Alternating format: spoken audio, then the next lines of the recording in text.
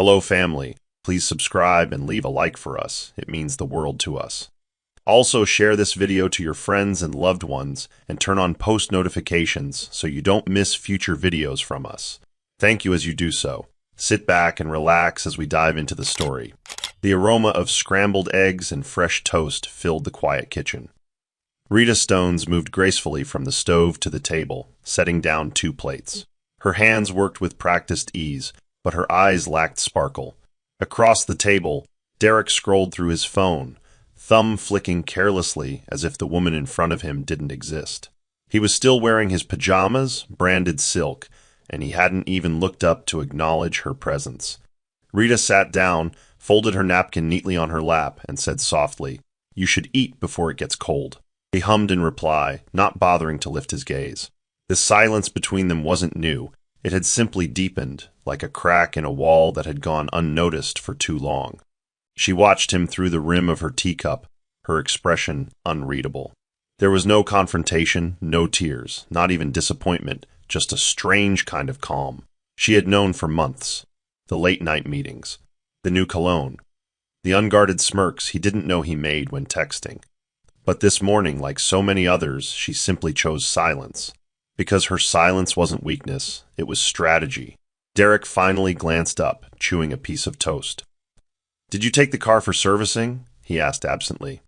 "I handled it," Rita replied. Then they both fell back into the routine of avoidance. She wanted to say, "You're slipping away, and I'm letting you." But instead, she said nothing, and he mistook that for peace. He didn't know it yet, but this breakfast wasn't just a meal. It was the beginning of his end. "Don't forget the plumber's coming around noon," Rita said as she handed Derek a small envelope containing a bank form he'd asked for days ago. Derek nodded without glancing at her, eyes still fixed on the open laptop in front of him. "Just leave it on the table," he murmured, typing rapidly. Rita sat down opposite him, not out of interest in conversation, but because habit had taught her to pretend. "Do you want to confirm dinner with the Stones family on Sunday?" she asked, voice even, tone polite. Derek finally looked up, his brow creased. "What dinner?" he asked. "Your uncle's 70th? I sent you the invite last month." He waved dismissively. "Write that. We'll see. I might have other plans." Rita simply nodded, taking note again of how easily he made her an option. The absence of warmth in their exchanges was no longer painful. It was just part of the air she breathed. The rest of the day played out with the same mechanical rhythm. They shared space, but never truly shared themselves. Derek made a few calls from his study, loud enough for Rita to hear him laughing, clearly enjoying a conversation far more than he ever did with her. Rita folded laundry in their room, each fabric square neatly pressed, her movements precise, thoughtful. At lunch, they sat across from one another. "Do you want juice?" she asked, already knowing the answer. "Nah, Susan got me into sparkling water," he replied absently, then paused, just a beat too long. Rita didn't react, didn't flinch. She continued eating, her expression unreadable. Derek didn't notice her clenched jaw or the way her eyes lingered on her plate. Their conversations had become exchanges of information, like clerks in a silent office. Rita finished her meal quietly and stood. "I'll be out for a while," she said. "Take care," Derek replied without looking up. In her heart, she whispered, "You don't even know what you're losing, Derek." But as always, the words stayed sealed behind her lips. Rita sat across from Peace in their usual corner at Hazel's Brew and Books, a cafe nestled beneath flowering jacaranda trees. The place was always peaceful, a quiet reprieve from the noise of life. Peace stirred her coffee slowly, watching her friend with concern clouding her deep brown eyes. "Rita, I wasn't sure whether to tell you," she said cautiously, "but I saw Derek 2 nights ago. He was at the Pearl Lounge, and he wasn't alone." Rita sipped her chamomile tea, unbothered. "Describe her," she said calmly. Peace blinked. Slim, curly weave, loud laugh, red heels, and very handsy. She leaned in. He kissed her in public, Rita. Still, Rita remained composed. She set her cup down carefully, then folded her hands. "I know." Peace's eyes widened. "Wait, what? You've known?" Rita gave a slight nod. "I've known for a while." Peace stared at her, stunned. "And you're this calm?" Rita's gaze drifted out the window where 2 birds danced on a branch. "Because I made a choice," she said softly. I could fight for him, scream, cry, throw things. But I chose to protect my peace. I chose to prepare instead of panic. Peace exhaled sharply. Rita, you scare me sometimes. Rita offered a small smile. I scare myself less when I'm in control. The two friends sat in silence for a moment, the weight of unspoken history between them. Peace reached across the table and squeezed her hand. Whatever you're planning, I hope he realizes the jewel he mishandled. Rita met her eyes for the first time and whispered, I'm not waiting for him to realize anything anymore.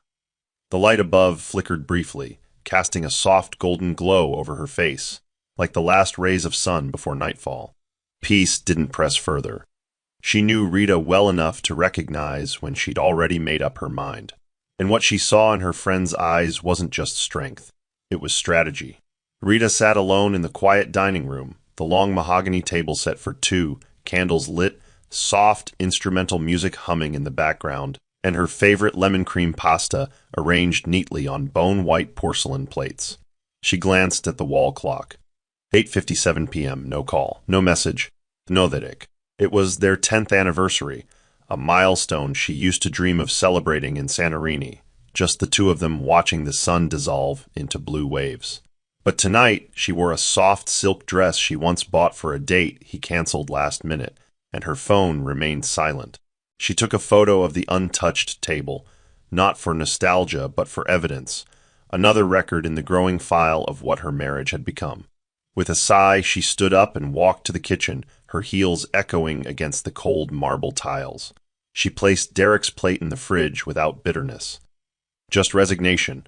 Later that night, as the candles dimmed into wax puddles, Rita lay on the couch with her laptop balanced on her knees. She scrolled through the divorce documents her lawyer had sent weeks ago, highlighting sections in yellow, taking notes, carefully reading every clause. There was no anger in her review, only precision. She had waited years for things to change. Now she was changing things herself. Her wedding ring sat on the side table, cold and forgotten. She typed out a short message to her lawyer. Please proceed. Let's prepare for exposure. Then she powered down the laptop and pulled a blanket over herself. Text came in finally, 9:42 p.m. It was Derek. Sorry, got caught up with investors. Long day. Love you. She stared at the screen for a long time, then deleted the message. No reply, no tears, just a quiet thought, I deserve better than a footnote. The anniversary was over, and so was the illusion. The cafe was nearly empty, with only the low hum of a distant espresso machine and the soft clinking of cutlery providing background noise. Rita sat across from her brother Adam, her fingers resting on a manila envelope sealed neatly and resting between them. Adam, in his usual calm demeanor, looked at her with quiet intensity. You sure about this? He asked, his voice low but firm. Rita nodded slowly. I've been sure for months. I just needed to collect proof and strength. Adam opened the envelope and began sifting through what was inside, photocopies of land titles, bank documents, passwords, insurance plans, and a handwritten list titled Contingency Points. Adam raised his brows. You've planned this like a corporate takeover.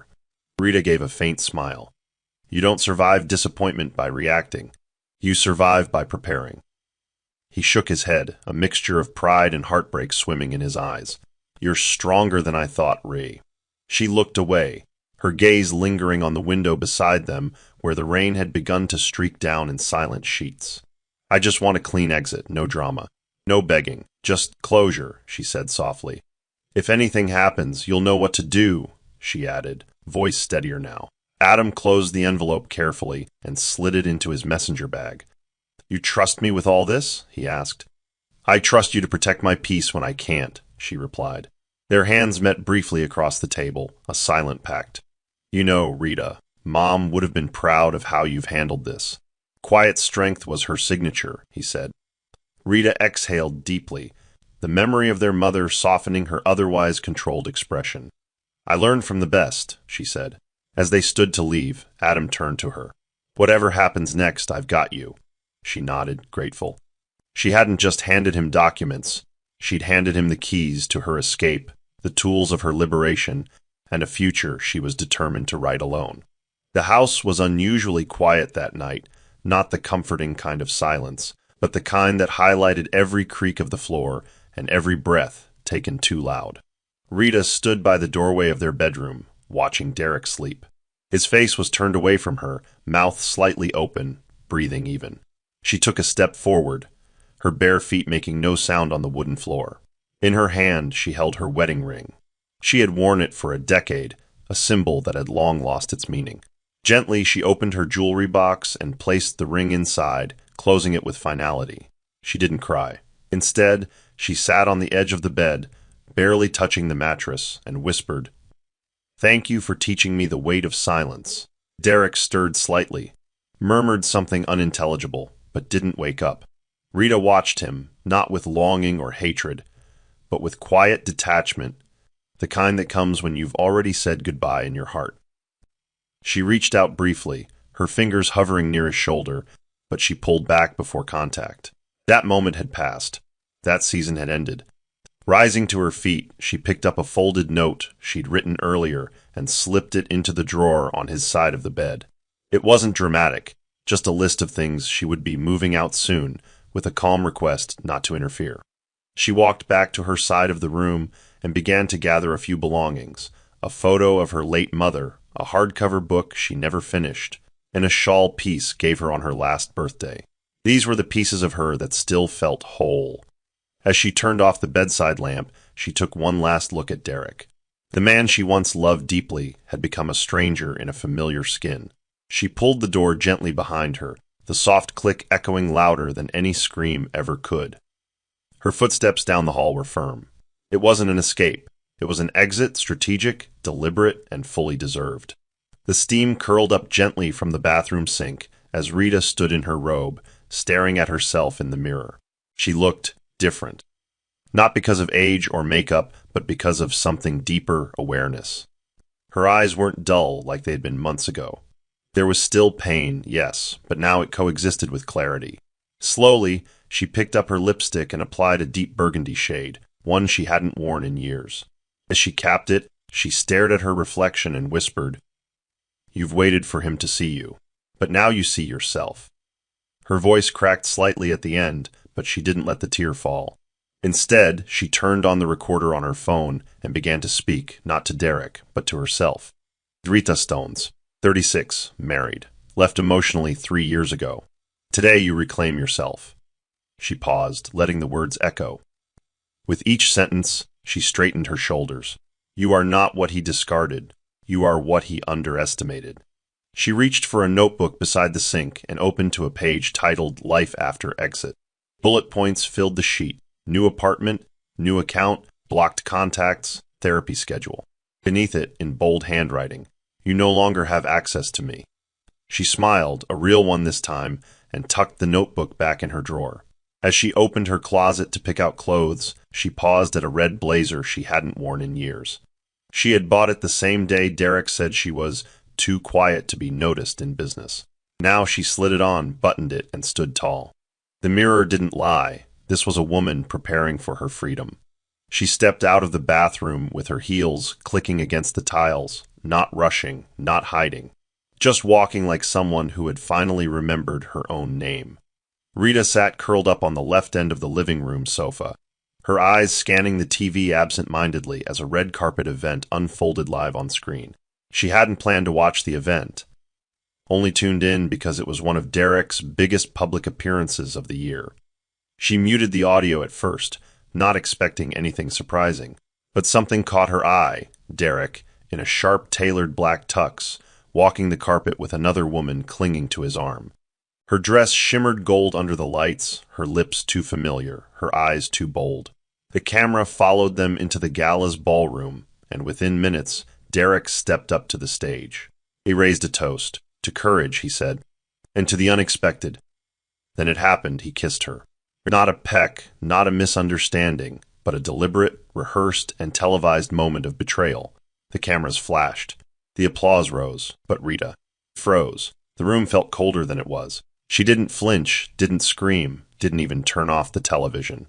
Her hand simply moved to the remote and increased the volume slightly. The audience on screen cheered.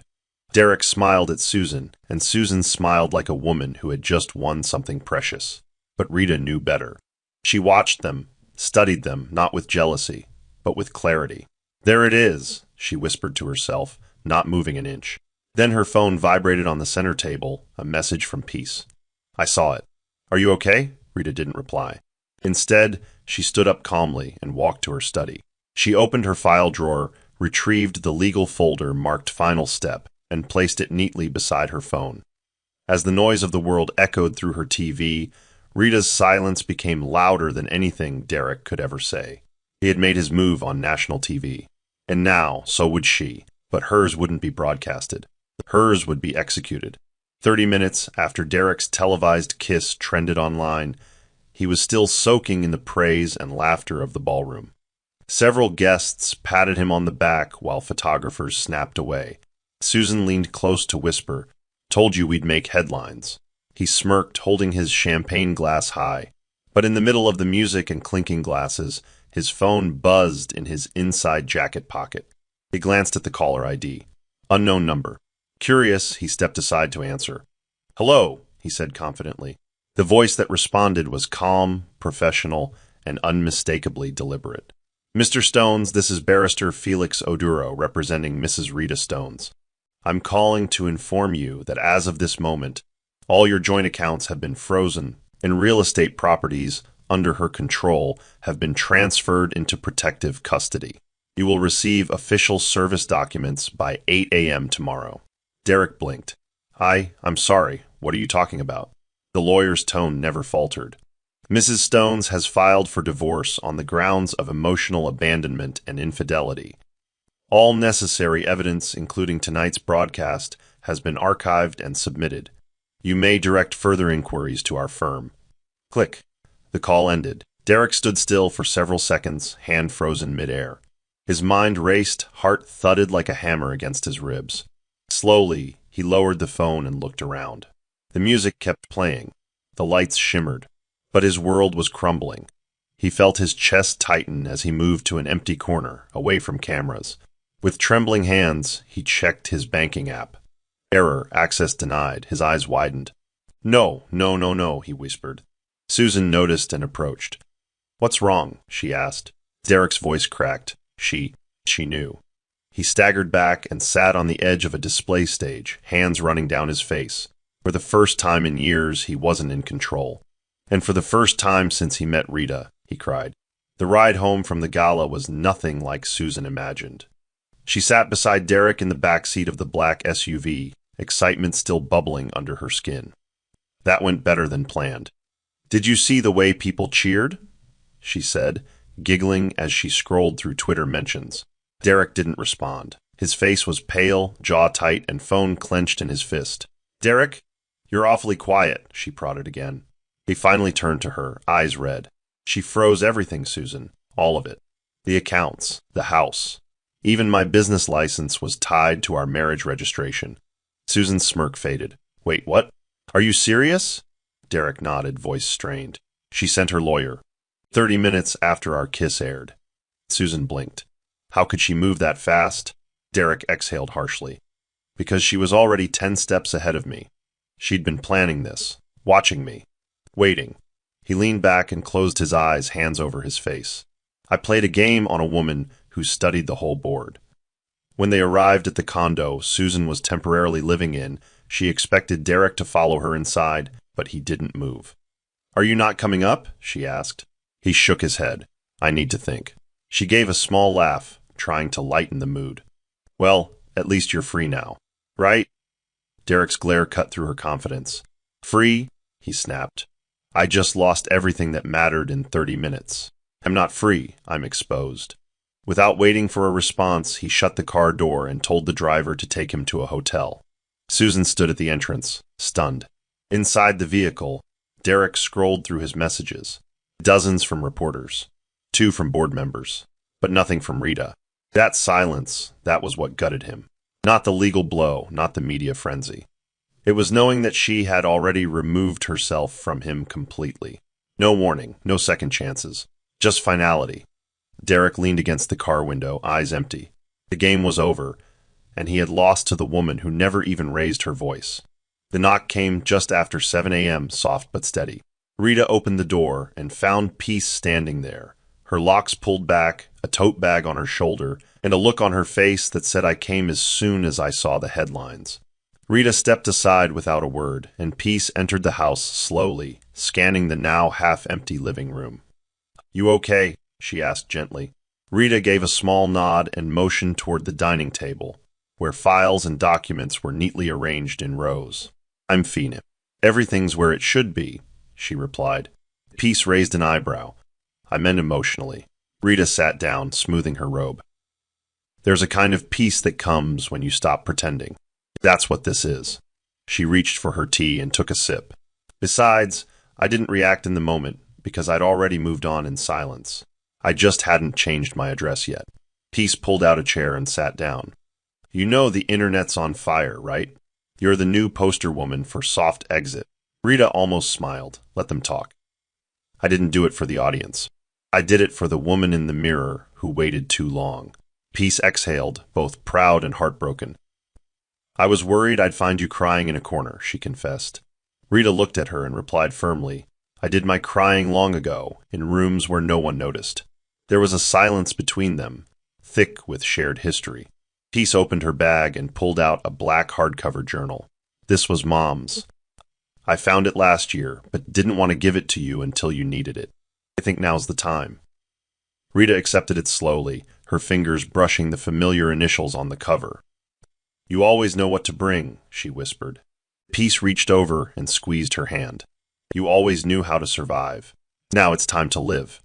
Rita nodded, emotion pooling behind her composed eyes. She wasn't broken, she was building again. The internet exploded with side-by-side comparisons. Photos of Derek and Susan at the gala contrasted with screenshots of the legal freeze notice that somehow leaked through an anonymous tip. Hashtags like Rita Stone's Nose and Soft Exit Queen trended globally within hours. Morning shows debated whether Rita's move was strategic brilliance or silent revenge. Bloggers praised her dignity. A few critics called her cold. Rita didn't respond to any of it. She sat in her study, curtains drawn, sipping black coffee as Peace scrolled through the chaos on her phone. "They're calling you the Serena of emotional chess," Peace chuckled. "Apparently, you've inspired 10,000 breakup posts overnight." Rita blinked slowly. "Let them be inspired. But I hope they also learn patience. This didn't happen overnight." Her voice was steady, but her fingers tapped the ceramic mug. Meanwhile, Derek was being eaten alive by the media. A leaked board memo revealed that his company had taken a 17% stock dip overnight. Investors were panicking, his co-founders silent, and sponsors reconsidering their deals. In one of the videos circulating online, he was seen rushing out of a meeting with a face pale as ash, reporters swarming him with mics and questions. Rita watched only one clip. In it, a female journalist asked, "Do you regret the kiss?" And Derek, clearly shaken, mumbled, "I regret underestimating the woman I married." Rita turned off the video and set her phone aside. "It's strange," she murmured, "to be seen now when I'm no longer available to be touched." Peace looked up from her phone. "That's because he wasn't blind, Rita. He just never thought you'd walk away. And now the world sees you because you see yourself." Rita remained still, the media storm outside unable to rattle the eye of this hurricane she had carefully built within. Susan paced in her apartment, the heels of her designer boots clicking loudly on the tiles. Her phone wouldn't stop buzzing. Texts from agents, missed calls from brands. Headlines with her name next to Home Wrecker, Side Piece Stunt, and Scandal Trophy. She had wanted the world to notice her, but not like this. She picked up the remote and switched the TV channel. Another panel of commentators debated whether she had been used, or whether she orchestrated the kiss for clout. One anchor said bluntly, "Women like Susan chase spotlight and forget it also burns." Her modeling contract was suspended pending reputation review, and her appearance on a fashion podcast was canceled. She tossed her phone onto the couch, muttering, "This wasn't how it was supposed to go." There was no Derek to call now. He wasn't picking. She was trending, but for all the wrong reasons. Later that night, she stood before the mirror, mascara smudged, her glitter dress crumpled on the floor behind her. "You said you'd leave her," she whispered angrily to her reflection. "You said we'd be together. You promised me a seat at the table. But the table had vanished, and so had the illusion. She remembered how Derek hesitated after the call during the gala, how his face shifted as if someone had pulled the rug from beneath him. Now it all made sense. He wasn't shocked by the backlash. He was devastated because he'd been outplayed. And worse, he'd never prepared her for it. Susan sank onto her bed, pulling her knees to her chest. No calls from Derek, no rescue. Just headlines and digital judgment. For the first time, she realized she wasn't the main character. She was just part of a very public mistake. The fame she hunted had turned on her. And the woman she mocked from a distance. She had walked away without ever raising her voice, and somehow stole every scene. Derek sat in a dim hotel room, his laptop open before him, emails blinking unanswered. The walls felt too quiet, the space too wide for one man's regret. He scrolled through his call log again, 7 missed calls to Rita. None returned.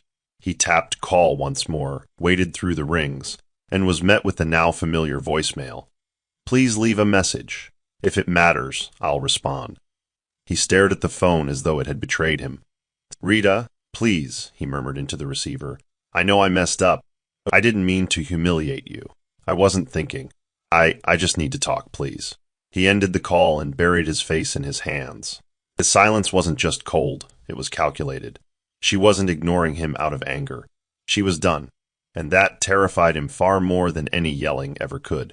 He resorted to email next, a long, apologetic letter that started as a plea, but ended in confusion. I never thought it would go this far. You didn't even give me a chance to explain. He hovered over the send button for a long while before clicking it. 10 minutes later, a notification popped up, message forwarded. No reply. No acknowledgement. Just a forwarding notice to her lawyer. Derek stood and paced the room, the carpet muffling his footsteps, but not his panic. For a man used to control, to command, to charisma that could sway any room, this silence was his undoing. Every method he used to reach her, every word he drafted, was met with legal redirection. It wasn't a wall, it was a fortress. And behind it stood a woman who no longer sought understanding. She had turned the page while he was still looking for a bookmark. He was no longer trying to reach his wife. He was chasing a ghost she left behind. Derek pulled up to the mansion they once shared, a knot in his stomach tightening as he stepped out of the car. The place looked the same, yet unfamiliar, colder somehow. He approached the gate, expecting the security system to recognize him. Instead, a red alert blinked. Access denied. Confused, he tried again. Still nothing. He banged on the gate, frustration rising in his throat. It's my house! He snapped at the new security guard who appeared behind the panel. The man checked a digital list and shook his head. Sir, I was instructed not to allow anyone without clearance. And your name is no longer registered here. Derek felt his chest tighten. Call Rita. Tell her I'm here, he barked. The guard replied calmly. Mrs. Stones no longer resides here either. The house was legally transferred to the Stones family trust last week. Sir, I need you to step away from the gate. Inside, Rita sat in a different home, a quiet flat overlooking a tree-lined street, her tea steaming beside her as she organized her new files. She was looking through an old photo album, not for nostalgia, but for closure. She carefully pulled out the pictures of her and Derek, one by one, placing them into a sealed envelope labeled Past. Each image stirred memories, but not pain. She had mourned already. Now she was simply sorting through what remained. As she flipped through the pages, her phone lit up. A security alert, unauthorized attempt at gate access. She stared at it, blinked once, then placed the phone face down. No reaction. No one jeered. Just a quiet exhale. Meanwhile, Derek stood outside the estate, stunned. What once was his sanctuary had been recoded, repurposed, reclaimed. It didn't just belong to someone else, it belonged to no one he could manipulate. The message was clear. Even the walls no longer welcome you. Back at the hotel, Derek sat in the glow of his laptop screen, playing a video file labeled Wedding July 12th. The footage opened with Rita laughing under a cascade of white roses, her eyes dancing as she held Derek's hand. The vows played softly. I promise to love you even when life makes us strangers. Derek watched himself make that promise, so sure, so sincere. He let the video run until the cheers began, and then paused it on Rita's smile. He stared at the image for a long time, not with longing, but with realization. He hadn't just broken her heart, he had dismantled a promise, brick by brick, with every silence, every betrayal, every missed moment. She loved me more than I ever understood, he muttered, and I let ego replace intimacy. The weight of those words crushed the corners of his chest. He moved to the minibar, opened a bottle of whiskey, and poured it without ice. Each sip burned, not from the alcohol, but from the clarity. He remembered the mornings she'd iron his shirts before he woke, the meals that arrived without asking, the gentle way she never asked for more than he gave, even when it was crumbs. And he gave so little. Now the silence she left behind was louder than any argument. It mocked him, echoed inside him. He pulled out his phone again, typed another message. I miss you. I wish I'd seen you before the world did. But he didn't send it. He couldn't. Because the woman who once waited at the window for him to come home now belonged to no one but herself. And regret, he realized bitterly, doesn't rewind anything. It just sits beside you, quietly asking, what if you'd listened when she was still speaking softly? Susan stood in front of Derek's hotel room door, knocking with increasing urgency. When he finally opened it, her eyes were wild, mascara streaked beneath them. You've been ignoring my calls for days, she snapped, pushing past him. Derek didn't stop her. He walked back inside, expression unreadable. You said you were handling it, she continued, voice shaking. You said I'd be taken care of. But now I've lost campaigns, brand deals, and the media's treating me like a home-wrecking joke. Derek sat on the edge of the bed, rubbing his temples. I didn't know she'd do all this, he muttered. She didn't just leave, Susan. She obliterated me. Susan crossed her arms. So what, I get to drown with you now? You made promises. You told me I'd replace her. But you didn't say she had the power to erase you. He looked up at her, defeated. I underestimated her. I thought she was quiet because she was weak. But she was watching. She was planning. Susan scoffed, tears threatening. She didn't even raise her voice, and yet she walked away with everything, your respect, your name, your legacy. She sat beside him, but the space between them had changed. She wasn't the winner she once thought she'd be. So what now? She asked softly. Derek didn't answer immediately. Now, I live with the fact that I destroyed the one person who protected me, even when I didn't deserve it. Susan stared at him in disbelief. You still love her, his silence answered for him. She stood slowly, her anger dimming into something heavier. You brought me into a fire you didn't know how to contain, and now we're both burnt. As she left the room, she didn't slam the door. She didn't need to. The damage had already spoken. Derek wasn't expecting company when he heard the firm knock at his hotel door that afternoon. He opened it and froze. Adam Stone stood in a dark jacket, arms crossed, gaze sharp. Can I come in? Adam asked. Derek hesitated, then stepped aside. They hadn't spoken since the early years of the marriage, when Adam was still hopeful Derek would grow into the husband Rita needed. Adam scanned the room briefly, noting the disarray, empty bottles, wrinkled clothes, unopened mail. So this is what the end looks like, Adam said flatly, taking a seat without waiting to be offered. Derek remained standing. If you're here to gloat, Adam cut him off. No, I'm here to tell you what Rita won't. Because unlike you, I don't play with people's hearts and walk away. Derek sat down slowly, his throat dry. You think I meant for it to go this far? Adam leaned in, elbows on knees. Intentions don't excuse consequences. She covered for your absences. She made you look whole when you were breaking behind the scenes. In this kiss on live television, you didn't just cheat, you humiliated her. Derek stared at the floor. I didn't know she'd. Exactly, Adam said sharply. You didn't know her, and that's the problem. You married a woman whose strength scared you, so you ignored it. You dimmed her so you could shine. Derek clenched his fists, but said nothing. Adamstut. She didn't leave you out of anger, Derek. She left you because she remembered who she was, and she realized she never needed to beg you to see her. He walked to the door and paused. This wasn't revenge. This was liberation. You don't get to paint her as bitter just because she finally walked away. The door closed gently, but its message slammed loud in Derek's chest. Derek found the envelope on the table 3 days later, delivered by a courier with no return address. The handwriting on the front was unmistakable, neat, strong, unmistakably Rita's. He hesitated before opening it, already bracing himself for more coldness. But what he unfolded wasn't a letter full of rage. It was short, simple, devastating in its restraint. Derek, you didn't just lose a wife. You lost a witness to your best years. The version of you I believed in no longer exists. I mourned him quietly. I don't hate you. I just finally remembered how to love myself more than the history we shared. On Rita.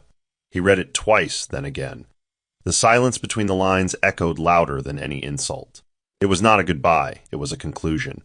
He reached for his drink, then paused. For the first time in days, he didn't want to drown in distraction. He folded the letter carefully and placed it back in its envelope. No tear fell, but a new kind of ache settled in, the ache of being forgotten while still alive. Rita hadn't blocked him out of rage. She had simply erased him from her future. There would be no dramatic reconciliation, no cathartic screaming match, no heartfelt begging. She had already closed the door and bolted it from the inside. He looked out the window at the city skyline, blinking against the weight of the moment.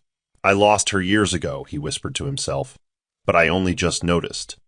Across town, Rita stood in front of a mirror, adjusting her blazer before stepping out. She didn't think about Derek much anymore. Not out of spite, but because her heart was simply full with new focus. Her healing didn't require his collapse, but she wasn't sorry it finally came. Some goodbyes don't echo, they simply close. Soft, final, and without return. Susan stared at her reflection in the dressing room mirror of a photo shoot that had just been canceled on arrival. The producer had pulled her aside moments earlier with a clipped apology. We're going in a different direction. She didn't argue, she couldn't. Her phone had been silent for 2 days. The silence from Derek was no longer confusing. It was conclusive. She knew when a man had nothing left to give. He had looked at her differently since the fallout, like a mirror he regretted glancing into. That evening, she returned to his hotel room one last time, luggage in hand. Derek opened the door, surprised but unsurprised. I came to say I'm done, she said. Not because of your wife. Not because of the scandal. But because I can't keep pretending this wasn't built on delusion. He nodded, stepping aside so she could grab the few things she had left there, heels, a watch, and her perfume.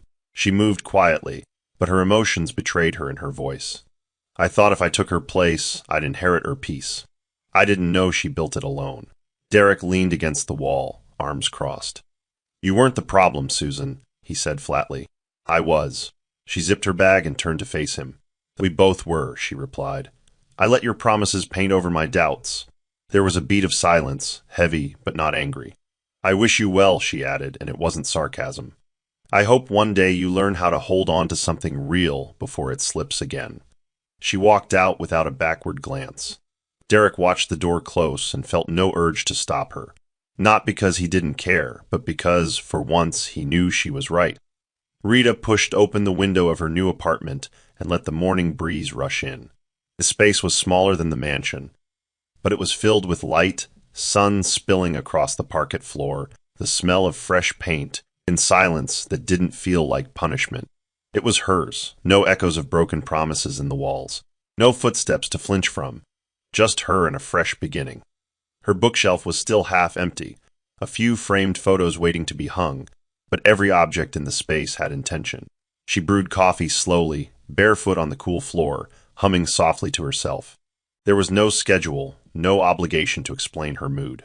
The simplicity of solitude was something she was learning to love, not because she didn't want companionship, but because she had stopped needing validation to feel full. That afternoon, she sat on her balcony with a notebook open in her lap. She was drafting ideas for a new consultancy service, one that didn't tie her name to Derek's brand anymore. She wrote slowly, deliberately. Every word was her own. Her phone buzzed with a message from Peace. Dinner this Friday? Rita smiled and replied, Yes, I'll bring the wine. She looked around at her surroundings, not lavish, but alive with growth, the kind that didn't need applause. Later that evening, she lit a candle and sat on the floor, watching the flame dance. Healing, she realized, wasn't loud. It was in the details, remembering to water a plant, choosing your own music, resting without guilt. There was still grief, yes, but it no longer sat in the center. It lived in the corners now, quiet and shrinking. In this private space, Rita wasn't rebuilding a home. She was rebuilding herself carefully, fully, and without rush. The small dinner table was set with care, soft lighting from a table lamp, 3 plates, a bowl of jollof rice in the center, and fried plantains crisp and golden on the side. Rita opened the door with a warm smile, and Peace entered first, already laughing. "You always host like it's your birthday," she teased. Adam followed with a bottle of red wine in hand. "It's not her birthday. It's her rebirth day," he declared, setting the bottle down. They all sat down, laughter easing into a natural rhythm, the kind that only comes when the people at the table know all your stories and still stay. Peace raised a glass. "To the woman who redefined walking away with grace." Rita blushed slightly. "I didn't walk away with grace," she said. "I crawled out with bruises, then stood up when no one clapped." "Thank you." They clinked glasses. The room held not just food, but safety. Midway through the meal, Adam turned serious. "You know, you did something most people never get to do. You left before you became bitter." Rita nodded. "I was on the edge of bitterness. But I realized if I stayed, I'd become someone I wouldn't recognize." Peace wiped her mouth, voice softer now. "We saw it happening, Rita. You just never complained. That scared me." Rita looked down at her plate. "I thought if I held on long enough, he'd see me. But letting go was the only way I saw myself again." The conversation drifted after that, from movies to travel plans, to Adam's awkward gym story. They laughed until their sides ached, the kind of laughter that heals in invisible places. Later, as Rita cleared the table, she stood for a moment with a plate in her hands and whispered to herself, "This is the kind of full I never got in that mansion." And for once, she wasn't talking about food. The boardroom was ice cold, despite the late morning heat.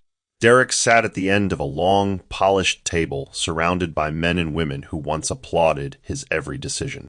Today, they looked everywhere but at him. "We're down 23% in 2 weeks, one partner said flatly. 3 clients pulled their contracts this morning, another added. Derek rubbed the bridge of his nose. "This is temporary. We've survived worse," he muttered. A woman in a gray pantsuit, the company's CFO, leaned forward. "No, Derek, we've never survived this. This isn't just a PR issue. It's a trust issue. Your name is a liability now." The words struck deeper than he let on. His confidence had once filled this room. Now, his presence deflated it. "We can restructure," he offered, though even he heard the desperation in his voice. "You've already been voted out of day-to-day operations," someone finally said. "Effective immediately." He didn't remember driving back to the hotel. He only remembered the ringing in his ears, the sensation of watching everything unravel in real time. Once inside, he yanked off his tie and tossed it aside, sitting heavily on the edge of the bed. He had built this company from the ground up, with Rita by his side in the early years, offering strategy, navigating investors, holding his hand when he doubted himself. But when she started asking to be involved formally, he had dismissed her.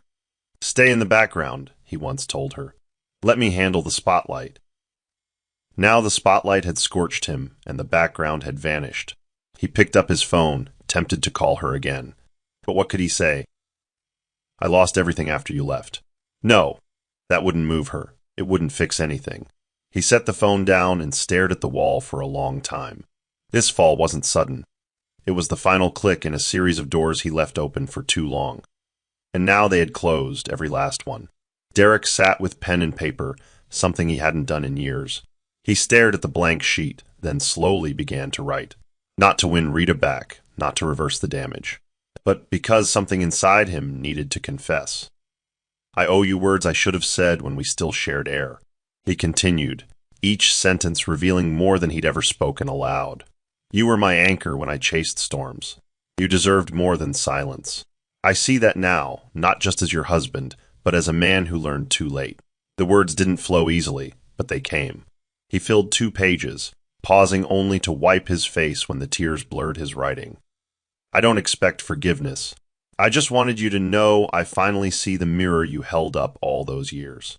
When he was done, he folded the letter with a kind of care that felt like reverence. He sent it through a private courier, requesting it be placed directly into her hands. But Rita didn't respond, not a message, not a call. Days passed and still nothing. One evening, he received a notification. His email follow-up had been marked read. That was all. No reaction. No acknowledgement. And that stung more than any insult could have. Because now he understood she didn't need to scream to show she'd moved on. She didn't need to throw the letter away either. Her silence was the reply. In her world, his voice no longer interrupted. There was no space for his regret. No room for redemption in a chapter she had already rewritten without him. Derek sat on the floor beside the bed, hands resting in his lap. For once he had spoken the truth. And it arrived too late to matter. Some apologies aren't meant to fix things. Some are just the echoes of a man realizing he never truly listened. Rita adjusted the strap of her bag as she walked into the sunlit lobby of a co-working space downtown.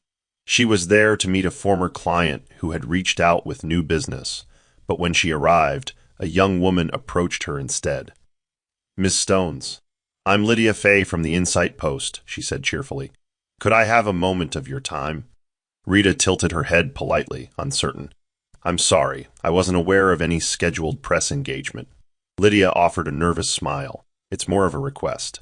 We're doing a feature on women reclaiming their narrative after public betrayal. Your story, it's powerful. You've become something of a symbol." Rita blinked. "A symbol," Lydia nodded. "You're trending.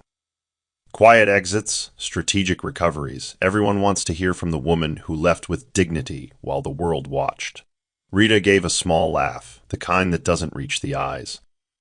"I didn't do it for the applause," she said. "I did it so I could breathe." Lydia leaned in slightly. "So, would you consider sharing your side of the story?" Rita looked out the tall glass windows before answering. "My side is already complete. It just wasn't broadcasted." Lydia looked disappointed. "There's so much inspiration in it." Rita met her gaze. "Then let them be inspired by how I stayed silent. There's strength in what I chose not to say." She thanked the young woman politely and walked toward the elevator. In the silence of the lift, she exhaled slowly. She wasn't angry. She wasn't afraid of telling her story. But she had learned something crucial through it all. Just because the world demands a statement doesn't mean you owe them one. Peace was no longer something she explained. It was something she protected. And no headline, no panel discussion, no sympathy views could offer her more than what she had already fought to reclaim in private. Some stories, she realized, are complete long before they're published. Rita had returned to her favorite cafe, the one nestled under blooming jacarandas, for the first time in months. It was a warm Saturday morning, and she brought nothing but her journal and a quiet desire for calm. She sat near the window, sipping her mint tea, when a soft voice interrupted her thoughts. "Is this seat taken?" She looked up. The man standing there had kind eyes, the type that didn't search for weakness, only presence. He wore a simple navy shirt and carried a paperback novel under one arm. "No, please," she said with a polite smile. He introduced himself as Emmanuel, a literature professor grading papers while escaping home renovation noise. Their small talk was effortless, nothing probing, just shared observations about poetry, favorite teas, and the calmness of the space. She hadn't meant to linger in conversation, but his presence didn't demand. It simply existed. After 30 minutes, he glanced at her closed journal and asked, "Do you write?" Rita hesitated, then answered truthfully, "I used to write to survive. Now I write to stay whole." Emmanuel nodded, taking in her words with the care of someone who knew that not all pain was meant to be prodded. "That's the best kind of writing," he said gently. When she stood to leave, he didn't ask for her number. Instead, he simply said, "I'm here most Saturdays." Same table, no pressure. Rita walked out into the sunlight, surprised at how light her chest felt. Not because sparks flew or hearts leaped, but because for the first time in a long while, she spoke to a man without shrinking. No comparisons, no shadows, just ease. And that, she realized, was more refreshing than romance. Susan sat alone in her studio apartment, the city buzzing beyond her windows, though it no longer felt like it buzzed for her. She had spent weeks in silence, turning down every request for interviews, endorsements, or tell-alls. Her inbox was filled with digital noise, brands wanting apologies, blogs asking for exclusives. She ignored them all. One night, unable to sleep, she opened her notes app and began to type. Not for the world. For Rita, she didn't know if she would send it, but the words poured out. You were never my enemy. You were the mirror I avoided. I mocked your silence because I feared your strength. I understand now. I thought taking your place meant gaining power, but it only exposed how empty I truly was. You didn't lose. You walked away with everything I thought I wanted. She didn't dramatize it. She didn't sign her name. The message ended simply, thank you for not fighting me. That grace embarrassed me more than any insult could have. She copied it into a short email and sent it to the only address she had, the same one that had sent her a cease and desist weeks ago. No subject line. No signature. Then she powered off her phone and lit a candle, not as an act of guilt, but as closure. She hadn't expected forgiveness, only needed to return the weight she had been carrying. Across town, Rita received the message hours later while sorting through a backlog of emails. She read it once, then twice. She didn't respond. Not because she held a grudge, but because she no longer needed to hold anything at all. She clicked archive, closed her laptop, and went to bed. Some acknowledgments don't ask for applause. They simply clear the air that was once too thick to breathe. Rita arrived at the courthouse dressed in white. Not ceremonial white, not bridal white, just simplicity and strength woven into cotton. She carried no papers. Her lawyer handled all of that. She only came for one thing, finality. The courtroom was quiet. No flashing cameras, no reporters. Just wooden benches, hushed attorneys, and signatures that would undo 10 years of binding vows. Derek sat on the opposite side, looking thinner, more subdued. Their eyes met briefly, not in anger or longing, but with the distant familiarity of people who once shared everything, and now share nothing but a signature. The judge read through the final agreements. There was no contest, no demands, just two people untying a knot with mutual acceptance. The gavel fell. Dissolution granted. Rita breathed out, soft but audible. It was done. Outside the courtroom, she didn't linger. Derek approached her, hands buried in his coat pocket. You look whole, he said quietly. Rita nodded. I am. He hesitated, then said, thank you for how you ended this. With dignity. She didn't reply immediately. I didn't end it with dignity for you, Derek. I ended it with dignity for me. He nodded slowly, accepting the truth without defense. She walked past him, heels clicking softly against the marble floor, every step pulling her further from what was. He didn't follow. As she exited into the light, the breeze caught her hair, and for the first time in a long while, it felt like the world wasn't watching her.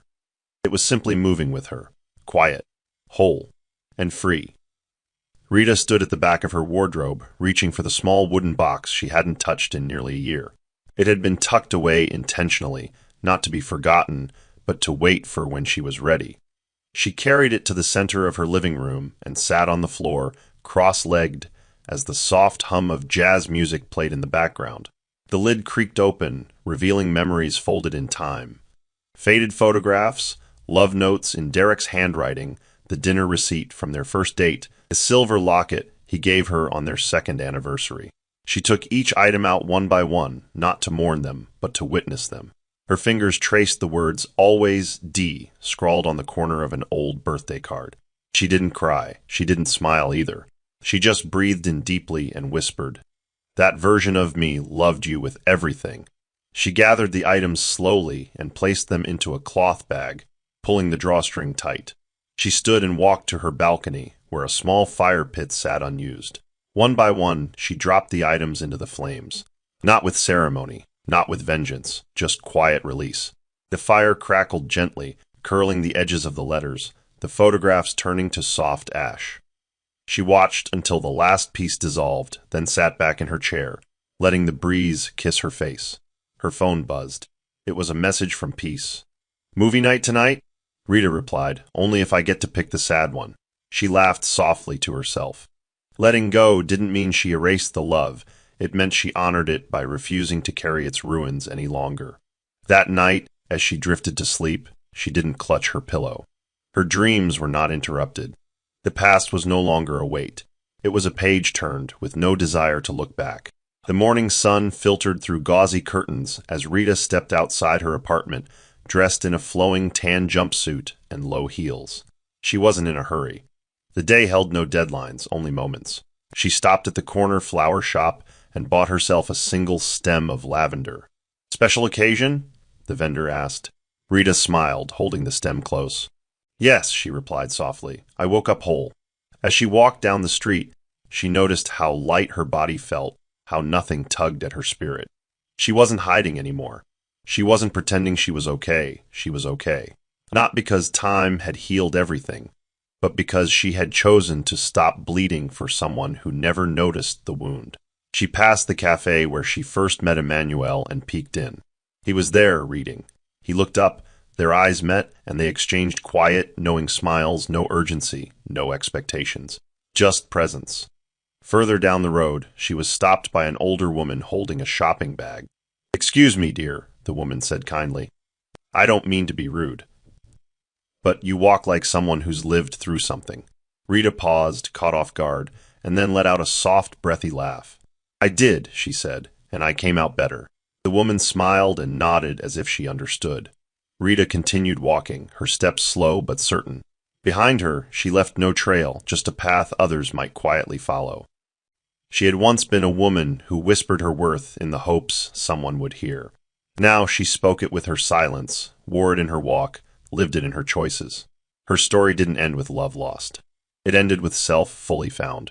Here's the new Bible verse, Ecclesiastes 3 verse 1 KJV. This verse reflects Rita's quiet, intentional transition. She didn't act out of impulse. She waited, planned, and moved in her season. Her exit wasn't just about leaving. It was about stepping into the purpose that had been delayed by staying too long in someone else's shadow. New moral of the story. There is wisdom in knowing when to stay, but greater power in knowing when to walk away. Rita didn't chase revenge. She embraced the truth that not all endings are failures. Some are the start of becoming who you were always meant to be. In choosing silence over spectacle, growth over chaos, and purpose over pain, she showed that the loudest victories don't always make noise. They make room for peace. That's the end of the story. What did you learn from this story? Drop your thoughts in the comment section. Leave a like, and don't forget to subscribe and turn on post notification so that you'll be notified whenever we drop our next videos. Also, share this video to someone who might be interested. Thank you so much for watching.